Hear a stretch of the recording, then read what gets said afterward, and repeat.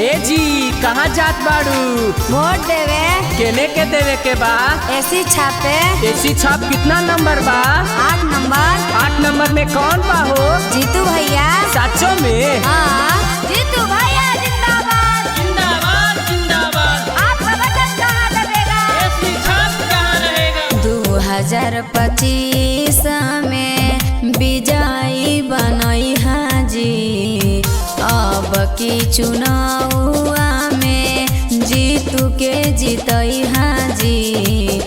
AC छाप पर button दबा के विजयी बनई हाजी।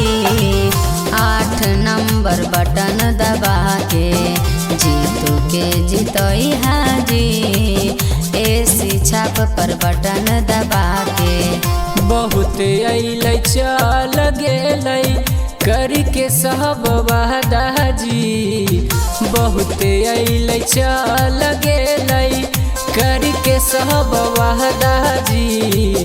एसी छाप पर बटन दबा के विजयी बनई हाजी।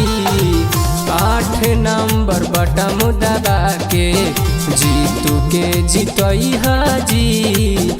एसी छाप पर बटन दबा के चाची आपका नेता कैसा हो?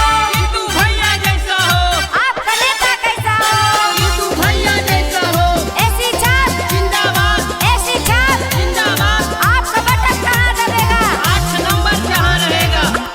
कि अब की सब मिलके जीतू के जीतई हाय भैया। कि अब की केकरो झांसा में सोना नहीं आई हाय भैया। कि अब की विजय बना के पटना पहुँचई हाय भैया। कि अब की निर्दलीय से इनका के जीतई हाय भैया। ए भैया मानिला तू जीतू के बतिया रहथुन संगतिया जी। एसी छाप पर बटन दबा के विजयी बनई हाजी।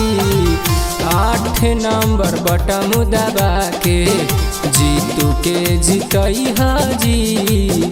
एसी छाप पर बटन दबा के चाची आपका नेता कैसा हो? जीतू भैया जैसा हो। आपका नेता कैसा हो? जीतू भैया जैसा हो। एसी छाप। जिंदाबाद एसी छाप। जिंदाबाद। आपका बटन कहाँ दबेगा? 8 नंबर कहाँ रहेगा? कि अब की नवादा जिला के चमकई थुने भैया। कि अब की नाली गली रोडवा बनवई थुने भैया।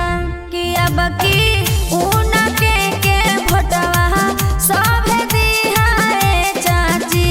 कि एक बार विजय बना के सब देखाए चाचा।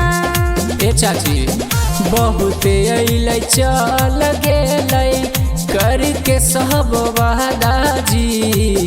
एसी छाप पर बटन दबा के विजयी बनई हाजी।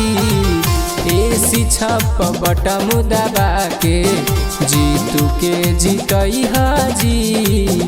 8 नंबर बटन दबा के एसी